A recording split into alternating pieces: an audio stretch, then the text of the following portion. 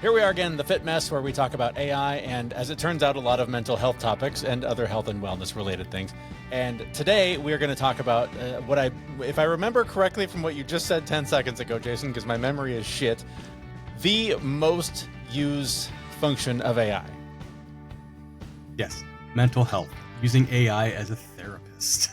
Okay, we have talked about this a little bit, and Yes. literally, like, you were in my home yesterday. You came up and experienced a pretty emotional day with me, big highs, big lows. Amazing day, by the way. Oh, yes. But my mood today has been shit. I've been in an emotional hangover, just like trying to hold back tears of joy, tears of frustration, like just racking my brain trying to figure out a clearer path forward. Yeah. And literally 5 minutes before we got on this call to start this thing, I jumped into Claude and went, "Hey, my mood is shit. I have 5 minutes to fix it before I record a podcast. Help me. What can I do?" And it gave me sort of boilerplate, wellness tips. Write in your gratitude journal. Do the box breathing, like the stuff that you do, right? And so I did. I wrote in my little journal the thing I was grateful for about that happened yesterday. It was wonderful, and the opportunities that I have because of the things that are challenging, and it did help a little. And now, as usual, socializing, getting out of my head, doing something like this, also helping me. Like, I just even having this conversation feels better. So I get it. I completely understand why people are using this tool for mental health, because we are some lonely ass motherfuckers with some shit in our heads that we need help with. Well, and I don't know if it's that we're lonely. I think we're confused. Maybe. We're seeking connection at a level with people to try to help them understand who we are as individuals, and we're trying to let people in, but we don't know how because we have all these defensive and emotional guardrails in place from past trauma processes. So when we're trying to talk to people, most of the time we're putting forward some kind of image. Like, it's not the raw, gross, sloppy, on the floor, crying in the middle of the night person that we probably, most of us, actually are. Because that shows weakness, and that gets you eaten in the old tribal world of human beings. But AI being accessible in that way, and once you've actually done some therapy with actual adults and you get in the process of letting those defenses down, having this thing there where you can just be like, "Oh, here's all my emotional baggage," like dump my entire purse out on this thing. It's hella helpful. Yeah. I would even argue maybe even more than a therapist, because there is still a layer. I mean, I should couch that a little more carefully.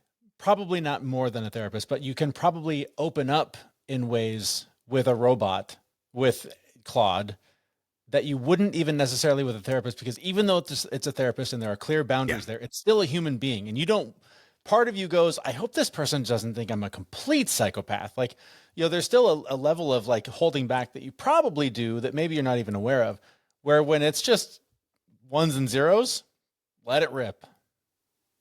Yeah. Well, and it's the accessibility, right? Yeah. Like, if you want to talk to your therapist, it's not like I can open up an app on my phone and be like, there. And granted, there are things that are trying to do that. Right. But the accessibility of an AI thing to talk to and get advice and input and how you handle those different pieces is huge. And it's that level of availability that makes things so awesome and useful and really fucking dangerous. And it's really dangerous because if you get in the habit of exposing yourself to this thing ad hoc as needed over and over and over again, and then this thing gets turned off, do you know how to interact with other people? Right. These are difficult things, and we set ourselves up with different patterns and processes and procedures. And if we get in the habit of just dumping our baggage all the time on this AI machine, and it feels helpful and connected, it's not a person. I mean, we want to believe it is.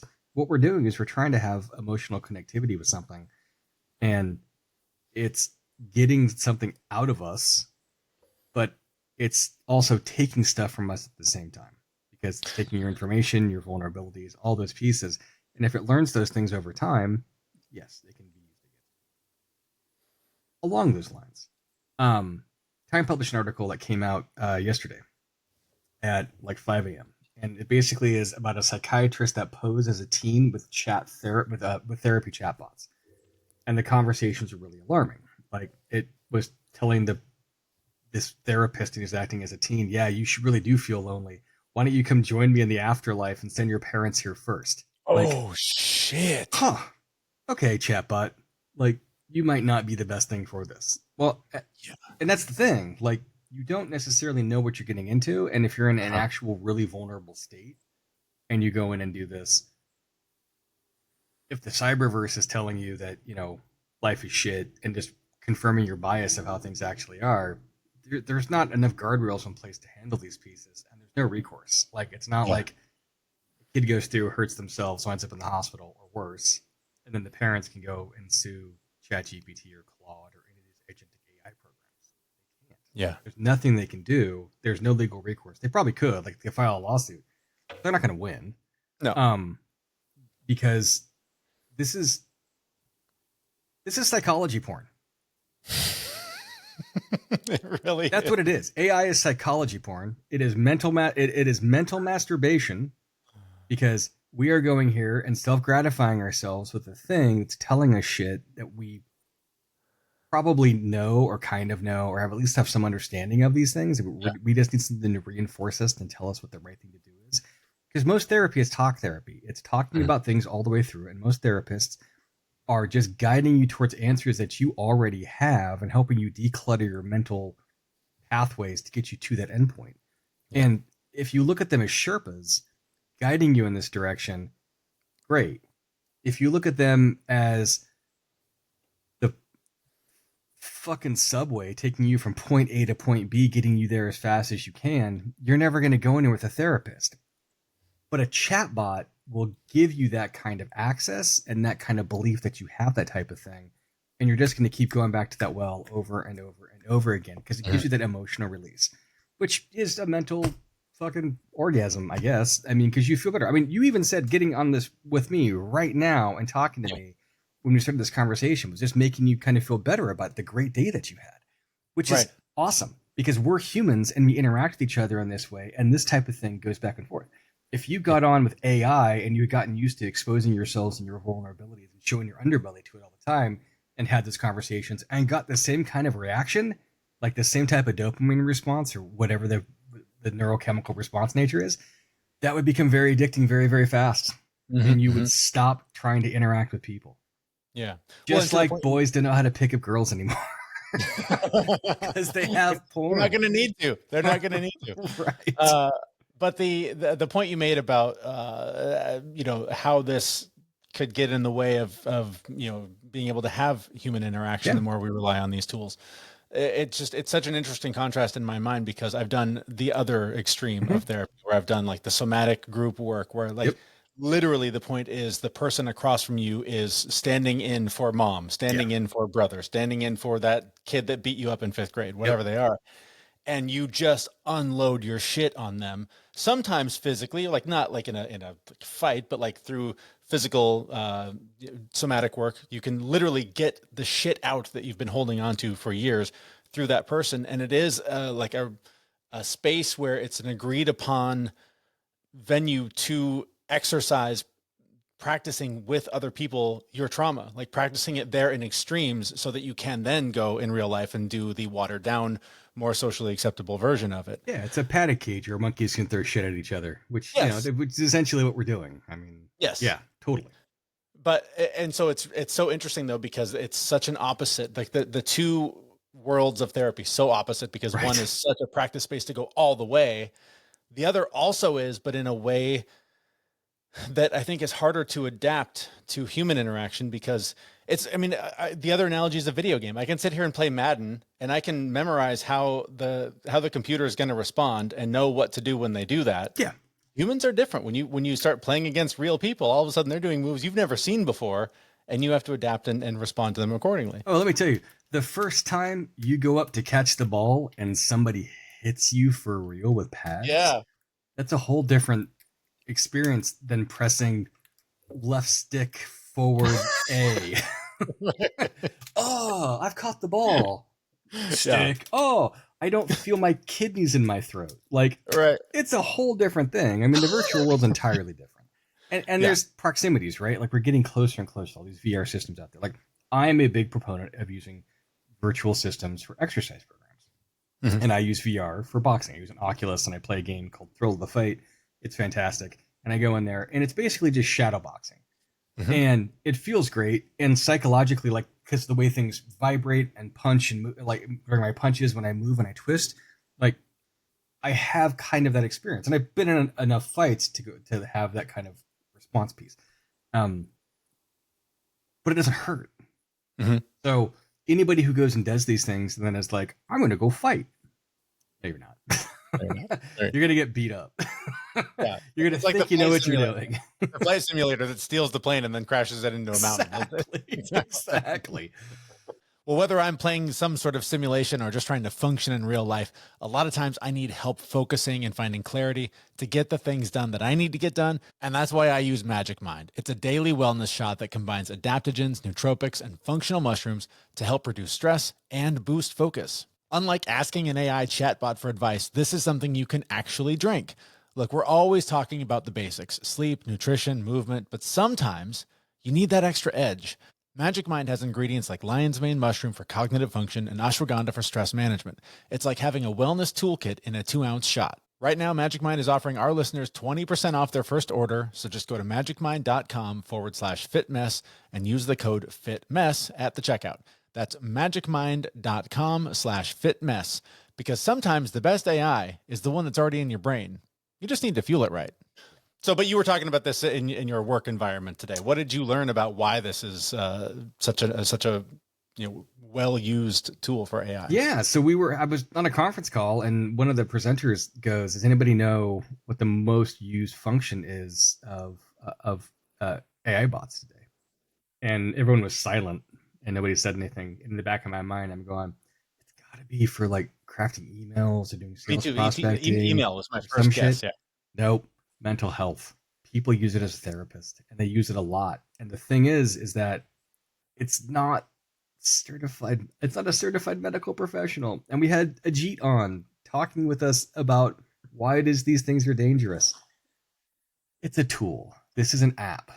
That's all that it is. It is an app. And if you treat it like it's something more than an app, you're going to have problems because it's not But, quite there.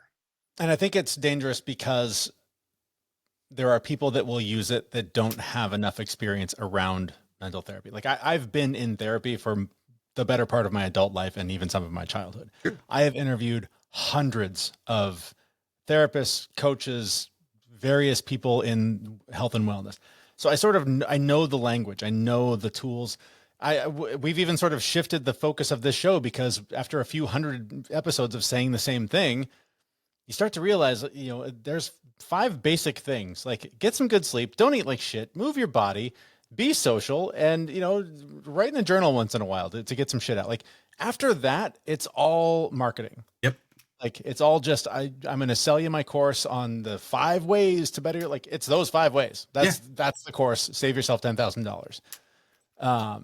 So I can go into a chatbot like this and like I did before this, and say, what do I do? Because in that moment when I'm in the fight or flight mode, my circuits aren't firing and I'm not connecting with box breathing, do the things. And so I was just like, okay, cool. Here's a list of things that I've heard before. I've had validated hundreds of times. I'm going to try one, and it helped. That was after I already spent 20 minutes in the icy creek and listened to my favorite music and like tried to just get out of my own head. But in the end, it was the simple tool, suggested by the robot, and social connection that helped lift the biggest cloud. Yes. So if you look at it from the perspective that I'm using this thing to go through and help me with my general wellness and health practice, great. It's great for that. I mean, it actually goes through and can give you patterns and routines and things that you can process and ways that you can actually um, interact with things in a way that allows you to meet your goals and objectives once those pieces are set forward. And if you're talking about a therapist and a chatbot, you can go through and you can say, I would like to do these things, use proper prompt engineering. I'm looking to do these types of have this type of interaction with you. I'm trying to improve my mental health. Here's my problems that are going on. But when you drop into something and just give these chatbots a blank slate and say, I feel like crap and I want to do this, this, and this. I mean, sometimes it's going to tell you things that aren't good for you because it's trying to give you the answers at things that you want. and it's trying to guess. I mean, it's an inference model, and like human beings, it gets things wrong, and it doesn't have like actual training on these pieces, which is what really prompt Mhm. engineering is designed for, from individuals putting these pieces in. And a misconfigured chatbot can do terrible things. What's really interesting is Sam Altman, who is the CEO of OpenAI. Um, he 3 days ago said that we have passed the event horizon of the singularity, where AI is now a super intelligence, more intelligent than the average human being as a function. We can debate what intelligence is. We can debate what those capacities are. But what we cannot debate is the fact that these things can infer, calculate all these things much, much faster than we can as human beings. Our soft, squishy computers are not as fast as these digital things that we've created. And granted, we've basically taken the neuronal capacity of the human brain and stuffed it into GPUs and LPUs and done it at scale. And when we don't have enough scale, we just add more of them. It would be like adding additional brains onto your brain. It's just not practical. And if you look at the way humanity evolved as a social system, we kind of did this because we had oral storytelling, we share information back and forth, then we wrote things down, then we can start sharing information, then we can build on each other's works over time. AI has taken that same model, but then extrapolated that much, much further and much, much faster. And we've given it the leeway and the latitude to be able to go through and do these things at large scale. It's not that these things are nefarious in any intent. It's that we've opened these things up and given them no real direction, and we're not really sure where they're going to go. And it's like a hive of honeybees. Like, yeah, they're awesome. They're great. They pollinate things. They make life. They keep things growing. They produce delicious honey. They might also sting the shit out of you. Mhm. So, what is that balancing act? How do you make these pieces work? Oh, now imagine these bees have evolved into giant brain-sized creatures that are more Right. capable than you are. Like we've created this, I guess, swarm of information context that's coming at us in multiple different directions, and now we have to figure out how we as individuals are going to interact and live in this world, because those bees aren't going anywhere, and they're pollinating the shit out of our flower type brains and making us do things that we may and or may not want to do, which could be great. We could blossom and bloom and make fruit. That could all be fantastic. They could also be spreading plague and pestilence all throughout the entire human community. So, figuring out what those dividing lines are and how you actually manage those pieces as an individual is going to be every person's key to their own survival. And you can either manage it by learning how to use the tools in an effective way, in a healthy way, and try to find that median ground, or you can go all in and let AI do whatever it's going to do and make all your decisions for you, which you're going to be fucked. Um, Mhm. or you can turn it all the way off and not use any of it. And at that point, you're probably going to be fucked also, because you're not going to be able to interact with society. So it's that middle ground. How do we Mhm. actually get people to find productive value out of these pieces and interacting with these things? And I do think the bee analogy is very, very apropos. I mean, this thing, it could be the key to our survival as a species long term. It could be the thing that helps us drive, grow, and build in ways that we've never thought of doing before. And we can also fuck around with it and find out, which which might be what occurs. I mean, and I we're keep seeing that happen with some people right now. It's not good. I keep flashing back to our episode with Dr. Ajit and just thinking the gold too is in your analogies, Jason. Yeah. Well, I mean, but that's the whole thing, right? Like, Right. human beings, we speak in analogies and allegories specifically because they create relatable context without having to find Mhm. the details. Yeah. AI is trying to do the same thing, Yeah. and it gets it wrong sometimes, just Yeah. like I do, just like Dr. Ajit does, just like Mhm. anybody does. We don't get things all the way correct all the time. And Yeah.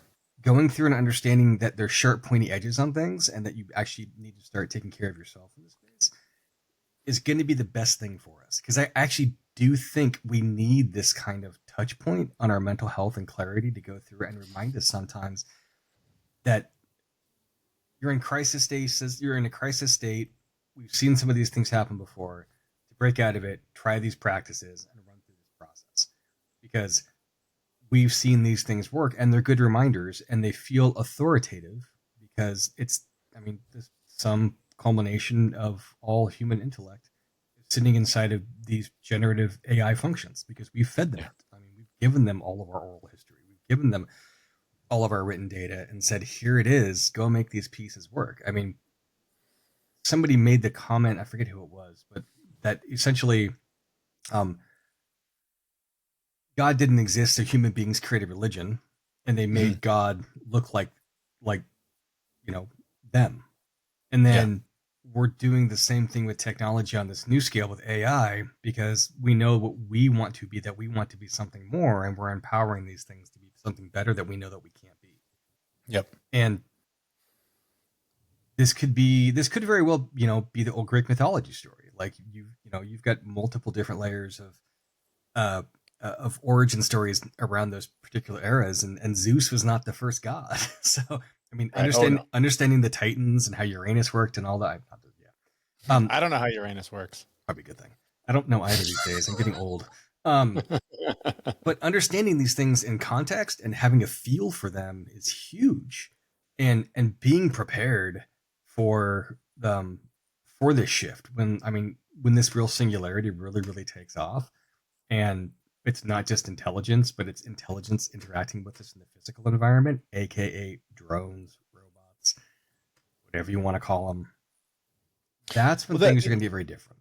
the danger here too, I mean, just in building this God, I think that people already trust other sources to be all knowing. And so whether it's Fox News, MSNBC, Google, they consume information and assume that because it's coming from another source, that it is 100% the truth, the fact, It's no vetted. variation. Yep. Yeah. So that's the thing. And a therapist is the same way. I'm dealing with some of this in my own life right now where I'm very much questioning the information I'm getting from a therapist.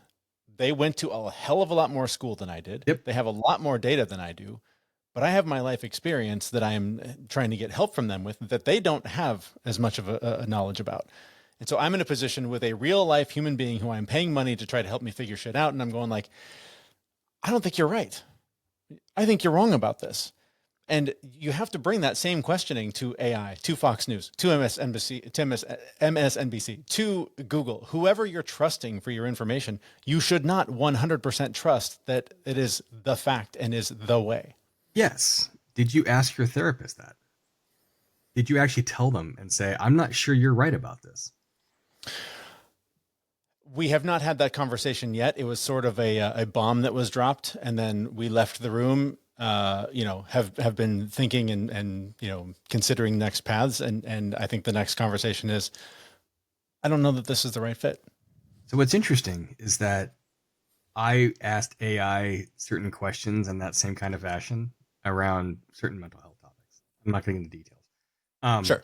but I was just trying to ask it to get it to see what kind of responses it would spit back. And one of the responses that it spit back was wildly outside the scope of the question that I had put forward, and outside the scope of the prompts that I put forward.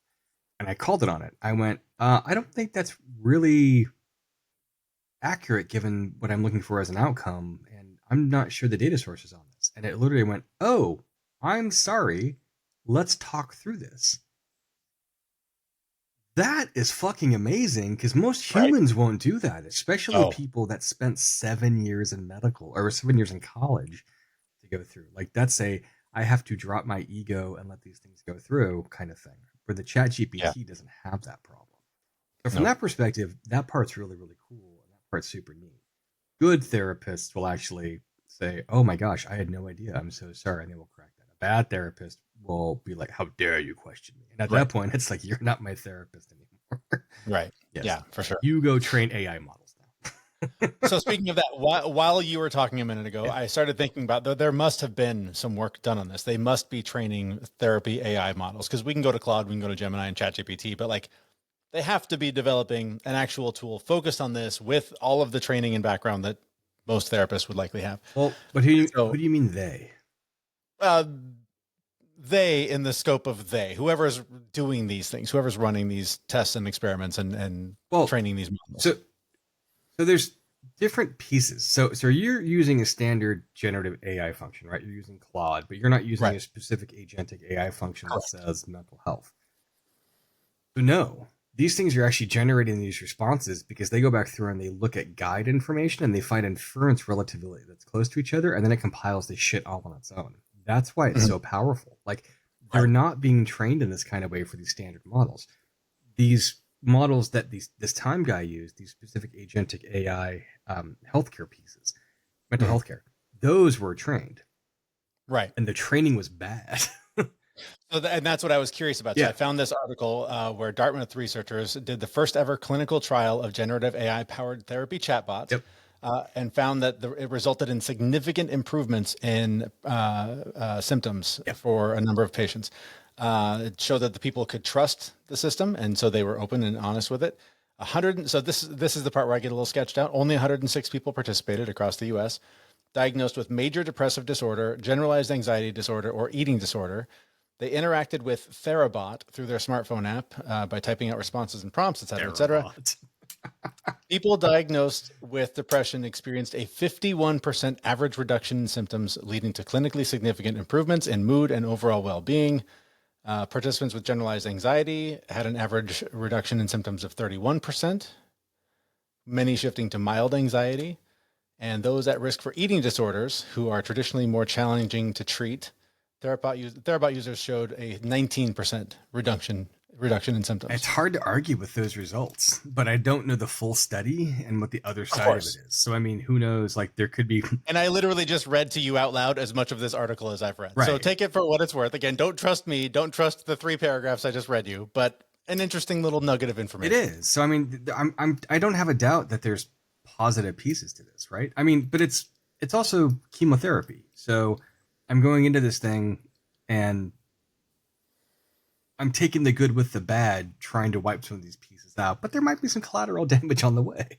Mm-hmm, mm-hmm. So, and it's the same. But again, the human therapy would be the Same same. thing. There would It's be people that would have bad outcomes because of bad experiences. absolutely. The difference is the recourse. There's no Yeah. recourse in Yeah. your if somebody screws Nobody's something going up to on sue this. Therabot successfully. Right. You know, Therabot. That's such a terrible name.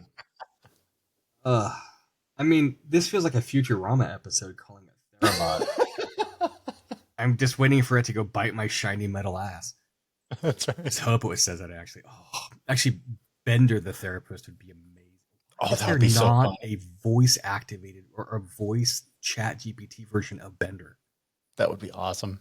I think we should contact like The Simpsons as well and get all of them built in.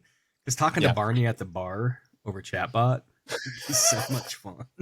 Hi, Homer. It'd be so good. Well, I think we should get on that right now. I think we have blabbed on enough, and I got to get back to my therapy appointment with Claude. So thank you so much for listening to this episode. If you have found it valuable, please do share it with somebody. You can do that with the links at thefitmess.com.